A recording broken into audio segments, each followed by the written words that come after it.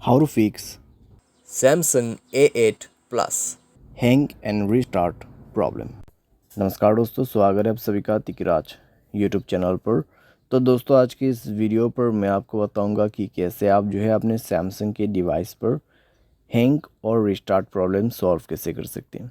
यहाँ पे दोस्तों क्या होता है, जब हमारे डिवाइस ठीक है हैंग हो जाते हैं तो वो अपने आप रिस्टार्ट हो जाते हैं। ठीक है, इस तरीके का प्रॉब्लम है।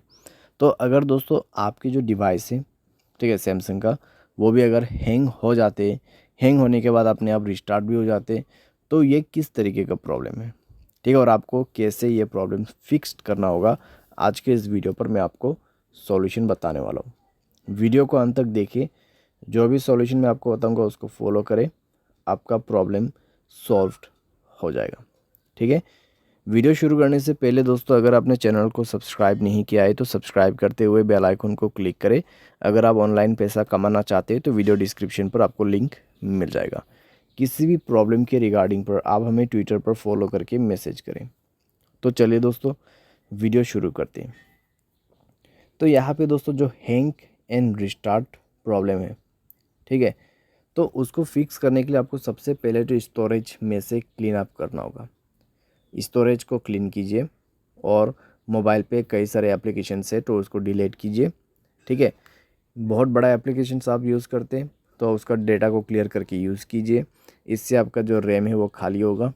ठीक है, और कोई भी दोस्तों एप्लीकेशन जो कि बैड एप्लीकेशंस होगा उनको भी डिलीट कर दीजिएगा।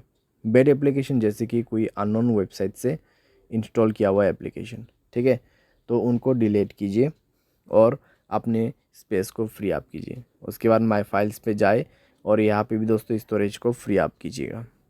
ठीक है, जब स्टोरेज आपका 40 to 30% एम्प्टी हो जाएगा, तब आप अपने मोबाइल सॉफ्टवेयर को अपडेट करेंगे। ठीक है, मोबाइल सॉफ्टवेयर को अपडेट करेंगे। मोबाइल सॉफ्टवेयर अपडेट होने के साथ ही साथ आपका प्रॉब्लम सॉल्व हो जाएगा। ठीक है, तो हैंग और रिस्टार्ट का जो इशू है आप इसी तरीके से फिक्स कर सकते हैं। तो ये सॉल्यूशन को आप फॉलो करके देखिए, प्रॉब्लम सॉल्व हो जाना चाहिए। अगर सॉल्व हो जाता है तो अच्छी बात है।